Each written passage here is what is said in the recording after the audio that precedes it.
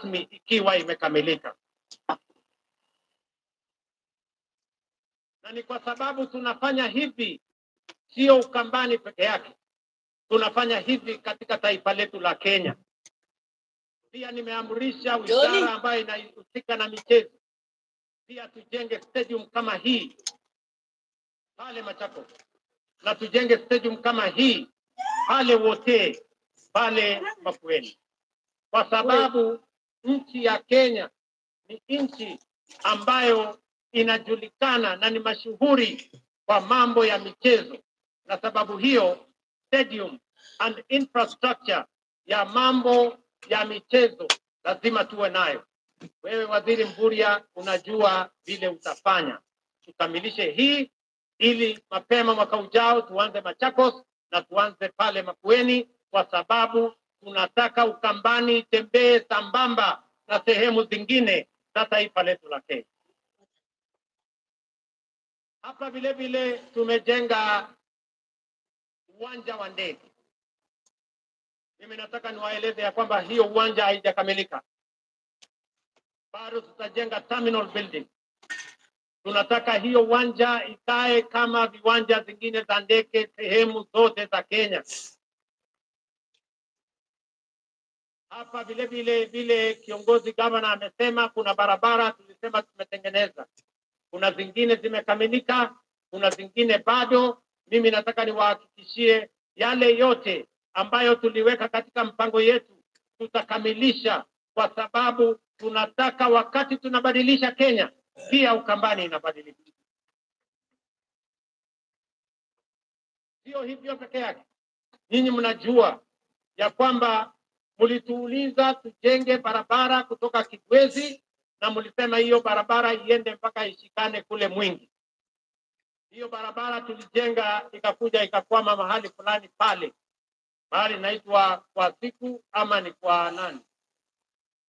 Kwa siku hapo. Sasa mimi nataka niwatangazie. Mahali hiyo barabara ilikwama. Sasa nimetafuta pesa ya kuikwamua, kujenga ifike Mikwani mpaka ifike Mbondoni, iungane na barabara ya kwenda Garissa. Tunaelewana jameni? Na nishamwambia Waziri David Kitiri yuko hapa kwamba hiyo barabara sitaki tena mambo ya barabara hiyo kukwama. Tunataka tukamilishe hiyo barabara kwa sababu mpango yetu ni kuhakikisha ya kwamba Kenya inasonga mbele. Nyinyi mnajua hizo barabara na miradi mingine nyingi zilikwama kwa muda mrefu kwa sababu tulikuwa na matatizo na uchumi wa taifa letu la Kenya. Na niliwauliza kwa unyenyekevu mnipatie nafasi kidogo ninyoroshe mambo ya uchumi. Sasa mimi nataka niwatangazie uchumi wa Kenya sasa iko steady. Na sasa tuko na mpango kamili ya vile tutasukuma mambo ya maendeleo ya taifa letu mbele. Vile vile viongozi wetu hapa walituuliza ya kwamba kuna barabara ingine ya kutoka Chuluni kwenda Zombe mpaka Mwitika.